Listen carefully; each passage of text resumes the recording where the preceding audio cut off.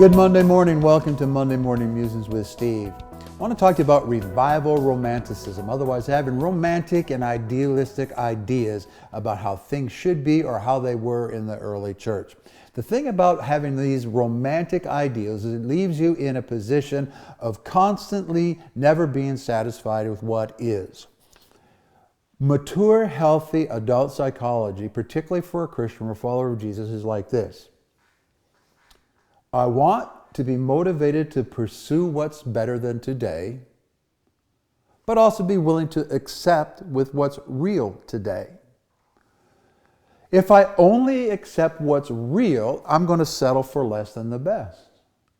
But if I'm only happy with what I think is ideal, that's a formula for perpetual frustration. Won't it be wonderful when? Fill in the blank. Won't it be wonderful when we have signs and wonders happening all the time? Because, in the Bible, they had signs and wonders. And if we don't have signs and wonders, we're not... Listen, the book of Acts covers about 30 years.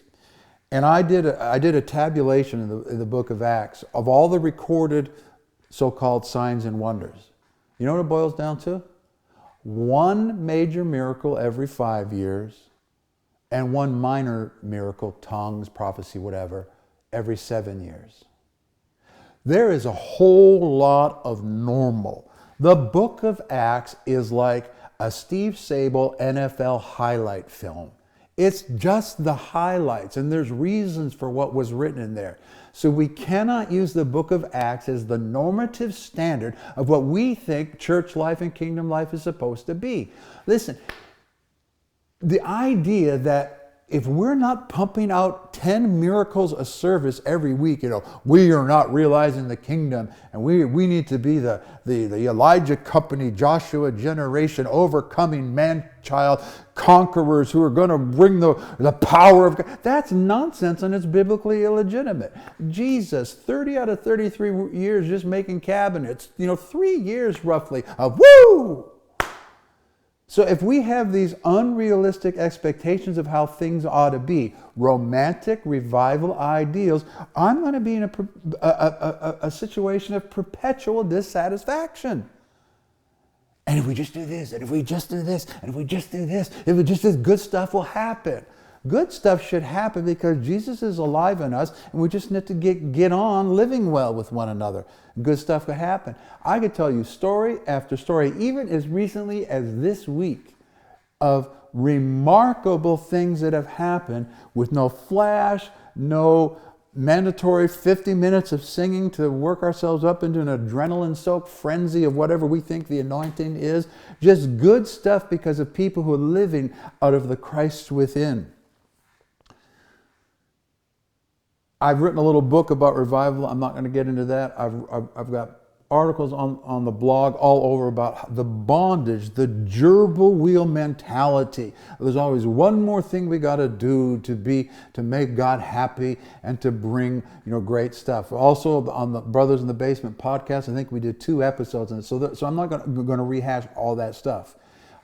My burden is that we need to understand and we need to approach the scriptures and the Christian life with a cruciform, a cross-centered, and a Christ-centered perspective.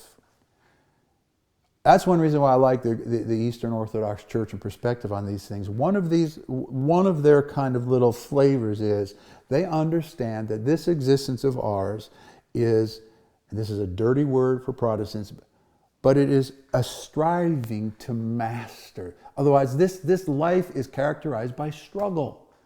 We don't want to hear that because we want our salvation to be assured and we want Jesus to do the magic so that I don't struggle with anything because Jesus is going to do it all. No, that's not it at all. And when it comes to this issue of revival or the expectations of the Christian life, we got to get rid of naive, romantic presuppositions of what was really going on in the early church. Here's the word. It was never wonderful. I'm going to say it again. It was never wonderful. I'm going to say it again. It was never wonderful. You know what it was? Fully human. The early church, the conflicts in the early church, issues between Peter and Paul, 5 or 6 different issues going on in the Johannine communities, conflicts between John the Baptist and the followers of Jesus. So saints, let's just stop it with all the won't it be wonderful then romantic ideas about what the Christian life and about church life and about kingdom life is supposed to be. You'll be happier, more at peace, and more at rest than you've ever known. Just get rid of all that stuff. And that's what he said.